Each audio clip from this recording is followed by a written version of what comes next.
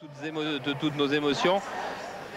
Donc on était quatre, là, Thierry il est de ce côté-là aussi, on ne voit pas beaucoup. On était quatre à vivre, à avoir vécu avec vous. Merci à nos deux amis, le Catalan et le Savoyard. Mais là il n'y a plus de Catalan, il n'y a plus de Savoyard, il n'y a plus de Breton, il n'y a plus de Parisiens. Il n'y a plus que des Olympiques. Voilà, il y a des Olympiques et des gens qui vont se régaler, je l'espère, pendant toutes ces 2 semaines. Voilà, les Jeux Olympiques, vous savez, ça se termine jamais sur Canal. Tout à l'heure, il va y avoir un film. Après le film, il va y avoir une nuit de la boxe. Tout n'est pas en rapport avec les Jeux Olympiques, notamment l'interview de Tyson. Mais enfin, c'est une interview exclusive France, qui est un document assez étonnant. Pour le moment, on va aller voir si dans le monde, il ne s'est pas passé des choses plus dramatiques que les belles que l'on vit en ce moment. Car c'est l'heure des infos. On va retrouver à la rédaction à Paris Damien Givlet. Salut, à tout à l'heure. Bonsoir.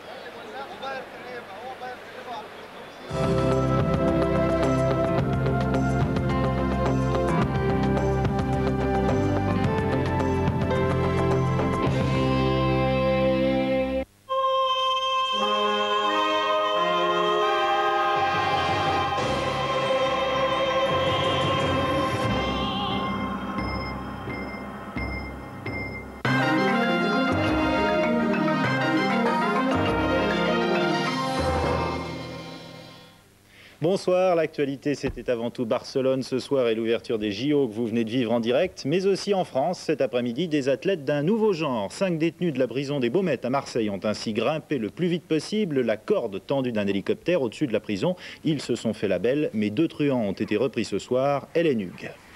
Un coup de maître à très basse altitude, à très grande vitesse. Les gardiens de la prison des Baumettes n'ont rien pu faire. Scénario presque banal, prétextant un baptême de l'air en hélicoptère. Un couple oblige le pilote à mettre le cap sur Marseille, prison des Baumettes. Une personne se prénommant Monsieur Ferrand qui nous a appelé pour réserver un appareil aujourd'hui vers entre 14h et 14h30, donc pas un horaire bien précis, pour faire un vol sur la région littorale pour l'anniversaire de sa petite amie ou de son épouse, je ne sais pas exactement. L'hélicoptère approchera sans difficulté. La cour en réfection est dépourvue de filets protecteurs. En moins d'1 minute, 5 détenus, considérés comme dangereux, sautent à bord. L'appareil est retrouvé vide à une trentaine de kilomètres. La police se lance aussitôt sur les traces des fuyards. Première piste, ici, 4 embarques à bord d'une Mercedes, vue pour la dernière fois sur l'autoroute A8 à Saint-Maximin. Là, les 3 autres volent une Golf. Ceux-là seront interpellés 4 heures plus tard, à une 50aine de kilomètres. Dénouement classique. À ce jour, tous les détenus qui se sont envolés par hélicoptère ont tôt ou tard retrouvé le chemin de leur cellule. Une certaine détente ce soir dans la crise iraconnue. Les négociations continuent et même si tout n'est pas réglé, l'ambassadeur d'Irak a fait savoir qu'il apportait une réponse positive de son gouvernement en ce qui concerne l'inspection du ministère de l'Agriculture à Bagdad. Et puis dans le même temps, George Bush réunissait lui un conseil de guerre ce matin à Camp David. La Maison-Blanche maintient qu'aucune option n'est écartée contre l'Irak, mais ajoute qu'il n'y a pas eu de décision prise et qu'aucune autre réunion n'est prévue pour le week-end. Très graves accusations en Algérie. La commission nationale d'enquête juge que l'assassinat du président Boudiaf le 29 juin dernier par un fanatique religieux est inacceptable et relève de graves négligences des services de sécurité qui, dit-elle, ont facilité la mission de l'assassin. En France, le gouvernement décide d'annuler la campagne sur le référendum. À la radio et à la télévision, il n'y aura que des affiches. Tout cela après les remarques du CSA, le Conseil supérieur de l'audiovisuel, ayant indiqué que les émissions publicitaires à caractère politique sont interdites. Seul au milieu de l'Atlantique, Bruno Perron garde toutes ses chances pour battre le record de la traversée à la voile détenue par Florence Artaud. Après une lutte de 48 heures contre la tempête, il a retrouvé un temps plus clément et surtout son moral. Écoutez-le, c'était ce matin. Nuit d'enfer, c'est Verdun quoi, depuis 2 jours, ça continue, mais j'ai réussi à faire un petit peu de vitesse quand même dans la fin de la nuit là. Le plus dangereux est passé. Je me suis forcé à me reposer un petit peu, mais je me suis pris des pètes dans tous les sens, je sais pas où. Je peux pas me servir du bras gauche là, et j'ai le bras gauche bloqué à l'épaule. Une espèce de, je sais pas ce que c'est du tout, un claquage mais qui me bloque tout le bras.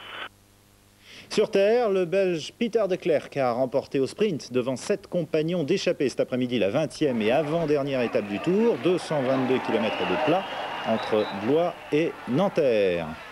Quant à l'Espagnol Indurain, il reste imperturbablement en jaune avec 4 minutes 35 d'avance sur Capucci. Autre grande constante, Nigel Mansell et son coéquipier Ricardo Patrese partiront en tête demain du Grand Prix d'Allemagne à Hockenheim sur leurs 2 Williams-Renault. Deuxième ligne, les 2 McLaren Honda de Senna et Berger. Troisième ligne, la Ferrari d'Alesi et la Benetton Ford de Schumacher qui s'est fait des chaleurs cet après-midi avec un tête à queue, mais il n'y a pas eu de casse. A noter que les 2 Ligier de Comas et Boutsen sont juste derrière, en 4e ligne. Rapidement, l'unique tirage du loto de ce soir, 15, 22, 24, 25, 32, 43, complémentaire le 6, deuxième tirage. Il aura lieu dans quelques minutes pour cause de cérémonie des JO. Du côté de la météo, du soleil partout, Caroline Corvézier.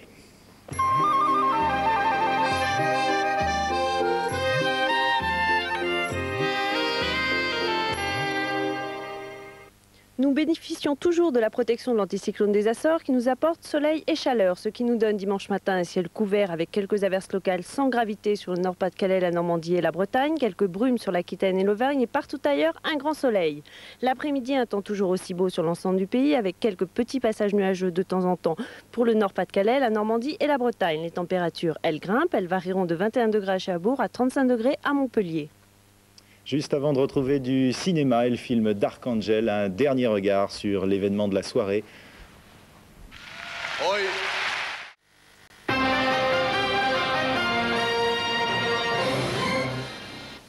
We sat on my bed, she sat on my bed in somewhat of a Buddha position. Mike Tyson s'explique sur la condamnation pour viol qui l'a conduit en prison pour 6 ans. She was not raped. 30 minutes d'interview inédite, c'est cette nuit à 4 h du matin. Oui, ça ce sera l'un des temps forts de la nuit que vous allez suivre tout à l'heure. De la boxe à partir de 0h45 avec ce document, la première interview réalisée en prison de Mike Tyson. Et puis vous verrez également, entre autres, tous ses combats, tous les combats de sa carrière avec Christian Delcourt et Jean-Claude Boutier. Tout de suite, c'est un film, Dark Angel. Et après le film, c'est Pierre Buet que vous allez retrouver avec qui vous passerez la nuit. Vous ne connaissez pas votre bonheur. Excellente nuit.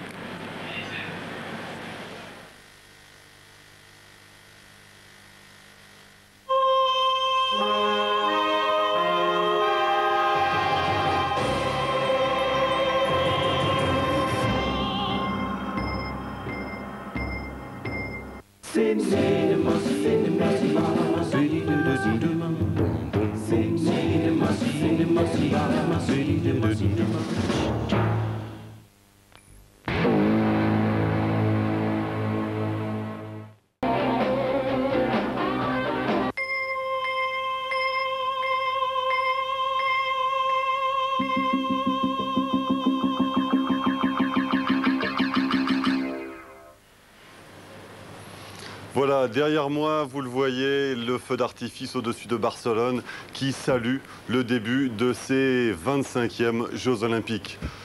Les épreuves n'ont pas encore commencé. Alors cette nuit, eh bien, nous allons nous offrir une sorte de festival de boxe avec un premier combat entre Ernst et Hagler.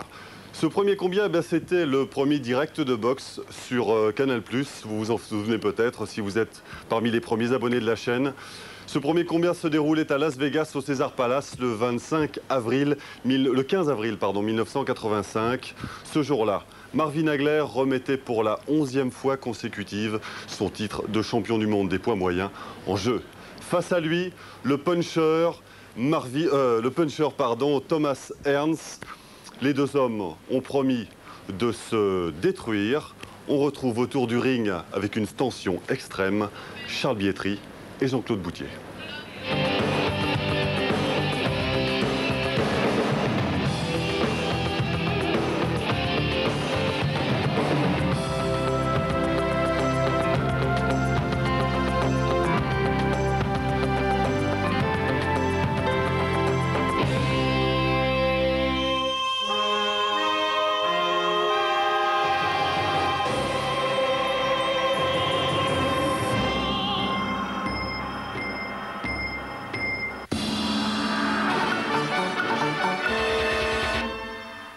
Okay, I gave both fighters their instructions in the dressing room. I'm just cautious.